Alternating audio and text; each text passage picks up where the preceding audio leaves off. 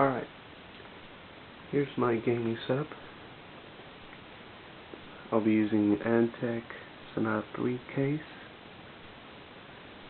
G-Cube HD 3870, the Asus 4x Corsiar motherboard, and the AMD Athlon 64X2 Black Edition with a 3.2 gigahertz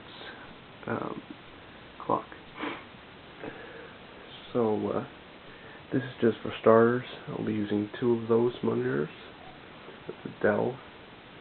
Kind of sucky, but it's big, so I'll be getting 1 more of those, and then I'll be using it for some games. Stay tuned for more parts.